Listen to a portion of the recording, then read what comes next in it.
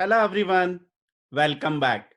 Today we are going to discuss about epic initialization, fabric discovery, epic clustering, and then we will discuss few frequently asked questions about fabric discovery.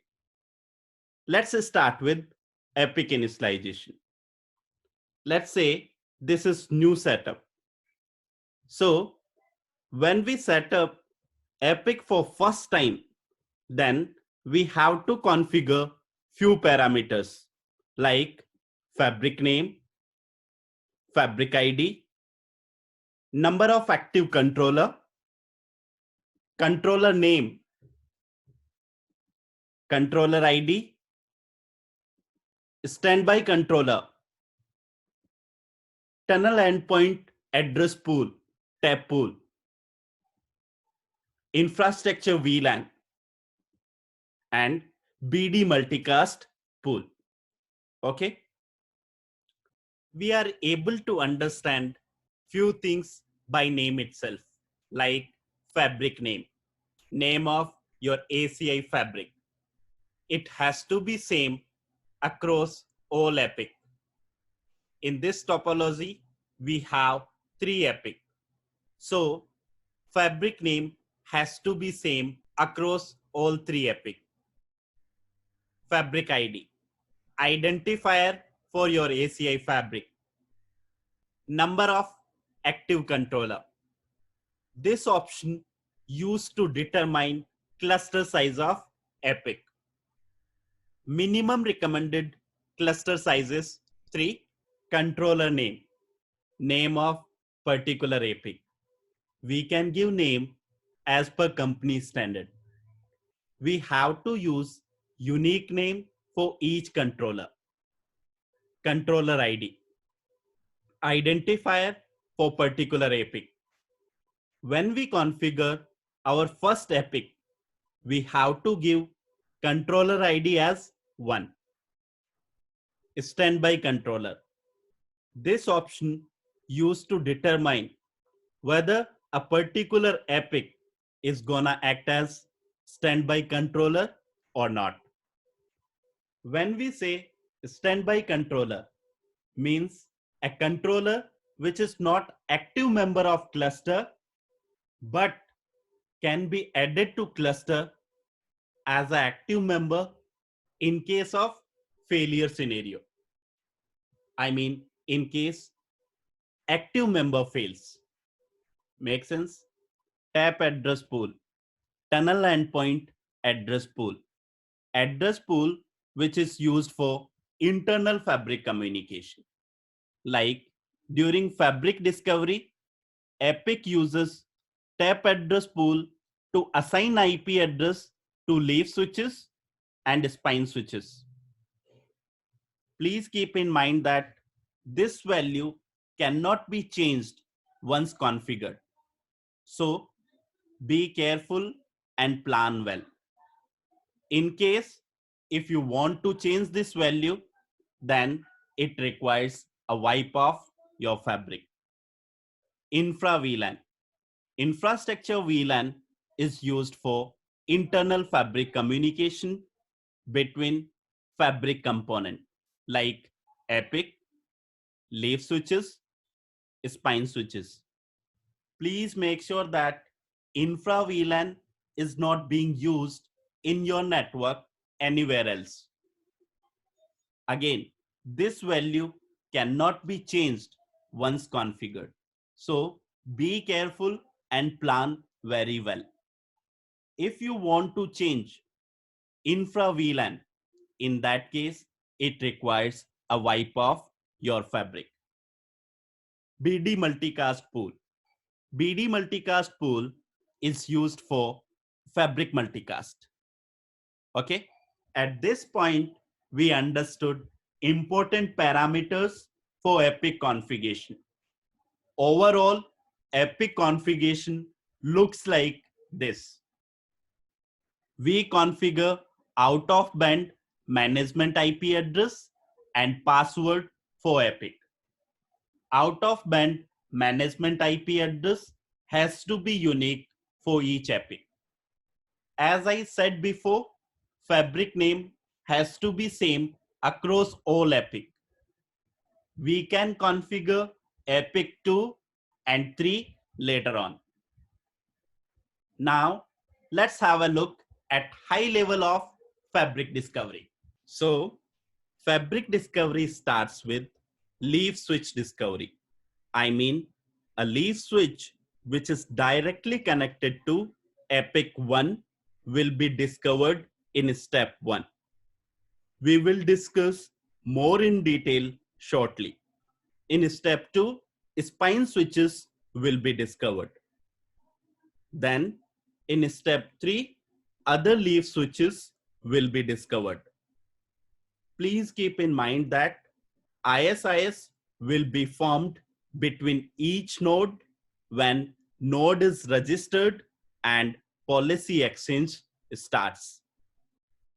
In step 4, other epic like epic 2 and 3 will be discovered.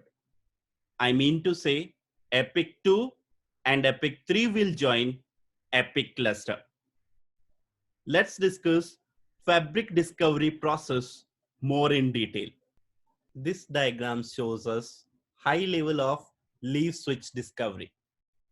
So leaf switch and epic will discover each other using LLDP, link layer discovery protocol. Once leaf switch is discovered successfully, then leaf switch will ask for IP address to epic via DSCP, Dynamic Host Configuration Protocol. Please note that we have to register leaf switch manually from epic, where we define few parameters like node ID, node name. Once we register leaf switch successfully, then epic will provide IP address to leaf switch from TAP address pool, tunnel endpoint address pool, which we define during initial configuration of epic. Last step in this process is epic will initiate TCP session with leaf switch to install policies. Now, you may have question about software consistency. So epic will pass boot file information to leaf switch in DSCP offer. Leaf switch will use that information to get boot file via HTTP protocol. Okay, we can verify the status using ACI DIG command. If status is active, means all good. If status is inactive, means we have to verify the state. Invalid version state shows that leaf switch is running different version provided in boot file information. We have to troubleshoot that. Okay, we will discuss more about the upgrade process in separate video. Okay, now let's start with spine switches discovery. So spine switch and leaf switch will discover each other using LLDP. Once spine switch is discovered successfully, then spine switch will ask for IP address via DSCP. After that, we have to register spine switch from epic manually, where we define few parameters like node ID, node name, pod ID. Once registration is completed successfully, epic will provide IP address to spine switches from tunnel endpoint address pool. As I said before, tunnel endpoint address pool is defined during the initial configuration of epic. Last step in this process is TCP session will be established between spine switch and epic. Okay, Now, time to discuss about discovery of other leaf switches. So, process will be almost same.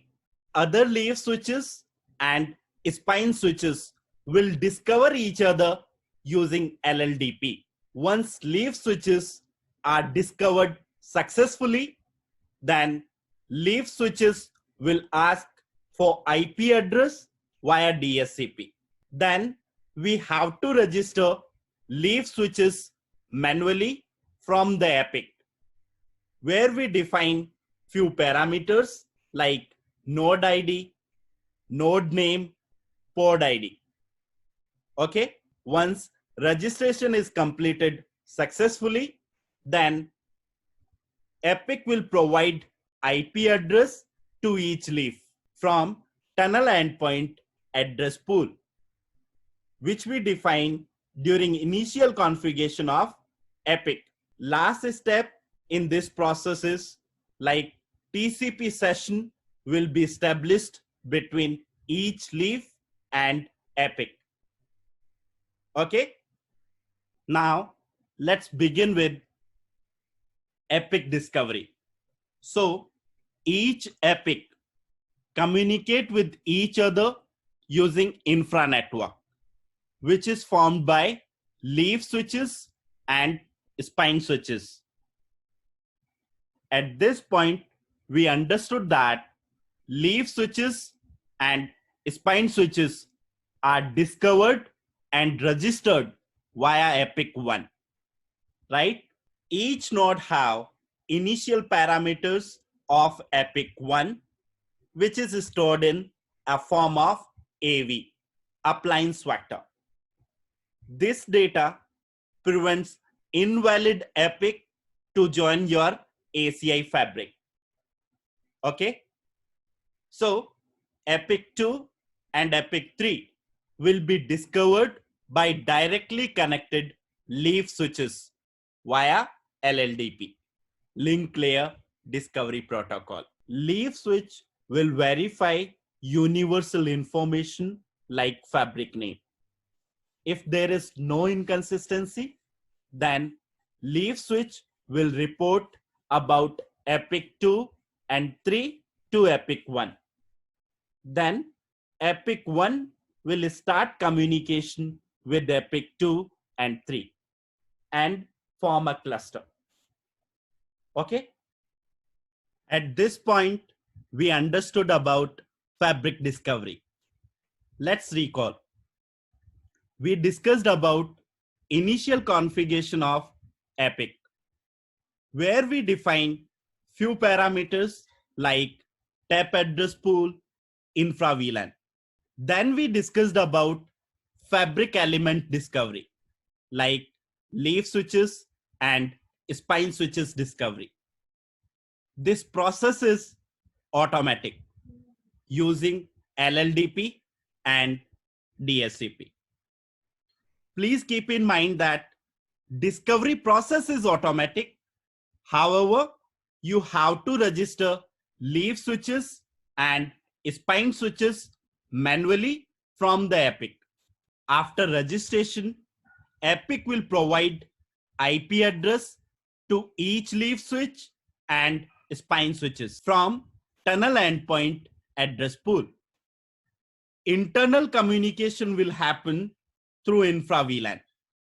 Once IP address is assigned to leaf switches and spine switches, then ISIS will be formed automatically. ISIS allows us to have full connectivity within ACI fabric. ISIS will be used as an underlay routing protocol. Make sense? These are the few general command and points to keep in mind in case if you stuck or have a problem in discovery process. Like we have to make sure switches are running in ACI mode. You can pause the video and go through these points. This slide contains few commonly asked questions which we understood during this session. Hope this session was useful. Thank you.